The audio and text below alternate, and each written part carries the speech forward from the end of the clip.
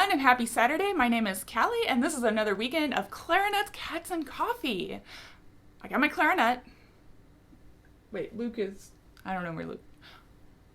Give me 1 second. Oh, there we go. Kitty's got some catnip. Look at that tongue go. What a kitty. So in today's video, I am going to give you guys a few tips to kind of help facilitate more fluid technique in the hands and fingers, and I'm using the Weber Concertino as an example of that, but you can apply this to anything. The idea is for this to be inclusive of any kind of work you're doing, so you can take these tips and just run with them. So basically, it seems like a lot of folks have problems with three main things, okay? So one is that fingers are wildly flying around, and if it's not that, we have like double jointedness and our fingers kind of lock up, or some folks have like this weird pinky thing going on sometimes where the pinky will lock up. So that's the second thing. And then the third thing is sometimes when we play, our fingers like kind of straighten out while we play, and instead of like lift and stuff. And so I've been thinking a lot about it, and it's actually funny. I just had a lesson where we talked a bit about this, and I was like, wow, this is funny because I'm gonna record a video pretty soon about this very thing. So we're gonna start with the first problem here. So if your fingers are just kind of like wildly flailing around when you're playing, and your fingers are just kind of like uncontrolled, the main issue that I see there is just that the individuals aren't actually really pressing into the keys as much as they should.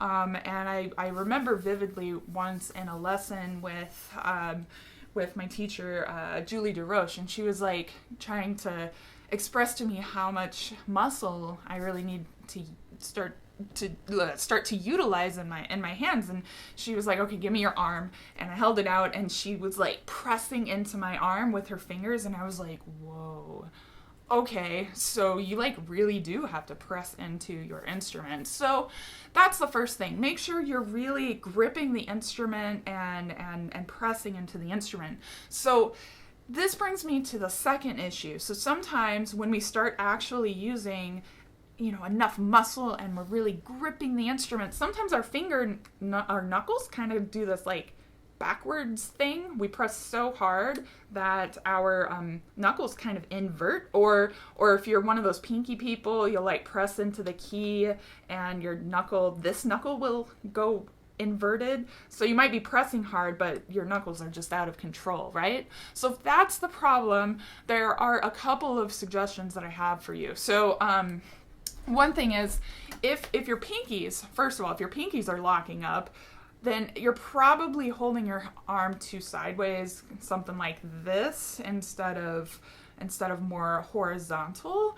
And my left hand, guys, I'm giving you advice, but my left hand is kind of a problem child, so I've always struggled with left hand position, but up to this point I haven't really had too many issues with it. It's mainly just sometimes my hand travels up a little too high and this guy straightens out. So what I'm suggesting is to just hold your instrument with your fingers a little more horizontal and see if that may help the problem of your knuckles inverting when you're trying to reach for those pinky keys.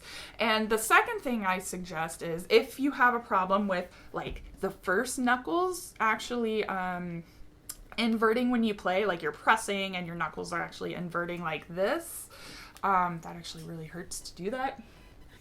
Oh my god. Okay. If they're inverting like this, I would actually suggest imagining hitting the tone hole square on with your knuckle, because I think the inverted knuckle problem happens when we aim too far. We don't aim for the tone hole, but we actually aim too far over, and we do kind of almost a flat finger thing. So then when we press in, our knuckles invert, because we have to like do that to like really cover the tone holes, right? If we're overshooting the tone hole, then the only option we have is to invert our knuckles. So if you just change your aim to go a little bit closer in, then you can really press quite hard. I mean, look at this right here. And my fingers, you know, you could press really hard without your fingers inverting like that, okay? So that's the second thing. So if you have problems with your fingers inverting, or you've got double jointed issues, try changing the position on where you hit the keys on your fingers. Now the third thing is, and this is a big problem if you have a lot of tension and you're just like maybe a little bit stiff, but the third thing is when our fingers go just straight up.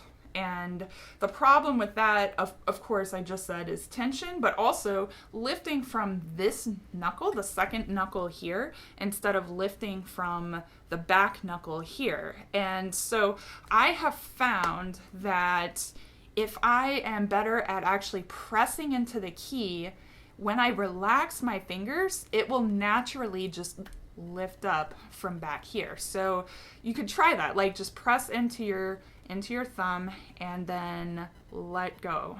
Press in and relax.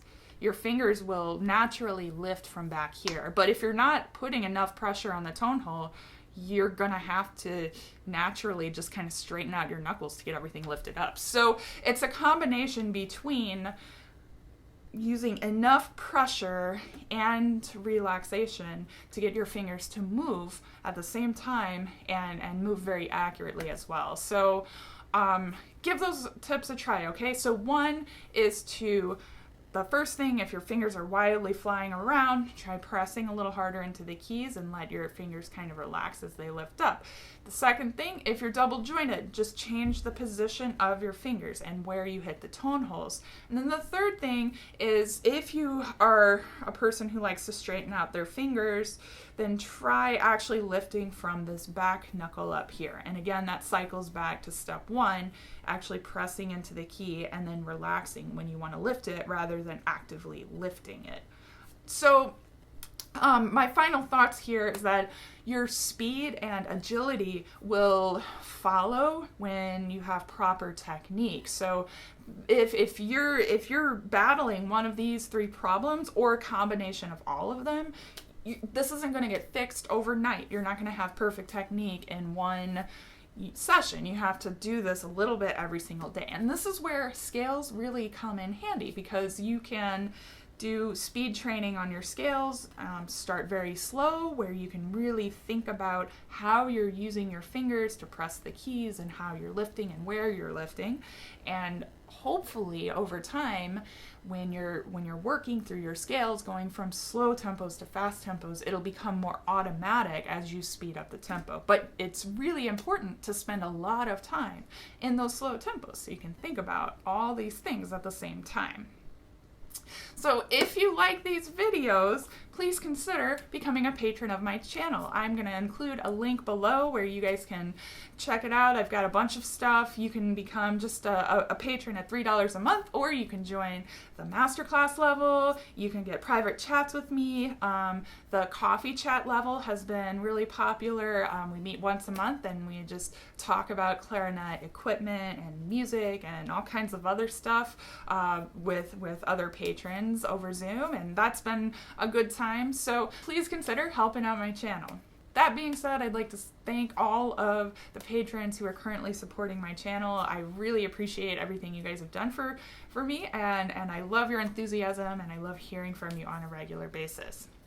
Now, after this week, I'm going to get back to a somewhat normal schedule of posting short excerpts of different etudes to target specific areas of technique, and so I'm presently making a schedule of that over the next for the next few weeks. So I'm really excited to get back into the world of studies and etudes. So be sure to stay tuned for that as well. Thank you all for sticking with me through this Weber Concertino. I have really enjoyed working on this piece of music, and I hope you guys have picked up some good tips for either you working on it or for working on any other music that you might be preparing. So I wish you guys all the best this weekend. Have a wonderful week, and as always, happy practicing.